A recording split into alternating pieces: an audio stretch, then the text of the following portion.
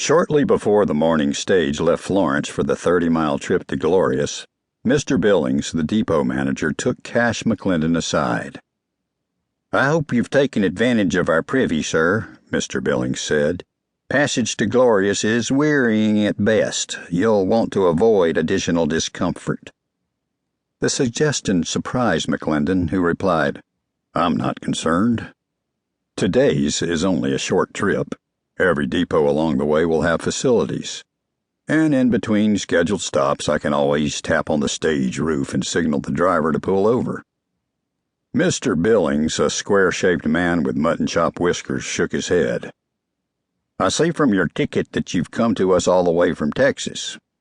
Up to now, you've followed mostly well-established routes on decent roads. But the way to Glorious is rough travel, very hard going, and there are no depots along the way. You'll not find another privy between here and there." McLendon was bone-weary from riding inside cramped stagecoaches during the 3 weeks it had taken him to get from Galveston to Florence in Arizona Territory, and he was further discomfited by the memory of why he had fled St. Louis nearly 2 months before that. Throughout much of this wretched time, he sustained himself with the belief that if he could only get to Glorious, everything might yet be all right. All he knew about the place was its name, but that was enough. He wanted to board one last stagecoach and find out what was going to happen, one way or the other. "Even with no depots, the matter of a comfort stop seems simple enough," McLendon said, hoping to convey through a friendly but firm tone that the subject was closed. "I'll bang on the roof and the driver will accommodate me." But Mr. Billings shook his head again. "We leave the matter of such pauses to the driver's discretion, and of course you can signal him all you like," the depot manager said. "But on this route, it's unlikely he'll rein in on passenger request. And even if he would, as a sensible man, you'd not want to step down from the stage and remove yourself even a short distance to take your stance or squat. That's due to the Apaches, of course. They're always alert to pick off any white man who foolishly separates himself from his companions." "I suspect that you exaggerate," McLendon said. "I saw no sign of Apache on the journey here from Tucson, and it's my understanding that most of them ride with Cochise well away to the south and east." "Please observe the sign," Mr. Billings said, and pointed to a large poster by the depot door. In all capital letters it warned, "You will be traveling through Indian country, and the safety of your person cannot be vouchsafed by anyone but God."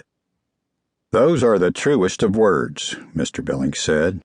"You have no idea of how dangerous this country is. I assure you that these savages lurk behind every rock and bit of brush between here and Glorious, and the thing about Apaches is that you don't see them until they're upon you. The savages got a prospector just outside of Glorious not 2 weeks ago, and they butchered him up like a hog. Trust me on this, sir. If you require additional testimony, inquire of your driver or anyone else with some experience in this region.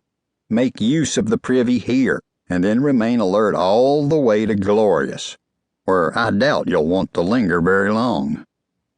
McLendon reminded himself that the man was trying to be helpful. "And why is that, sir?" "Why, there's nothing to the place," Mr. Billings said. "Don't let the braggartly name deceive you. A few buildings and some prospectors' tents is all of it. We run this stage once a week because you never know what may happen with these meager little towns. Most vanish right off the map in a matter of months when no significant loads of ore are discovered. But on those rare occasions when a major strike is made, why, it seems that everyone on Earth immediately wants to hurry to the spot. So we have a Glorious route in place just in case.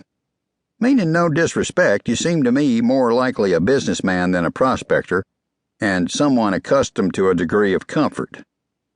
There's none of that in Glorious, I assure you." Mr. Billings paused, waiting for McLendon to mention his reason for such an unlikely destination. When he didn't, the depot manager continued. "Well, then, I'll inform you that the stage and driver will remain in Glorious overnight and return here tomorrow. After that, it's another week before our next stage arrives. Should you decide to come back in the morning and spare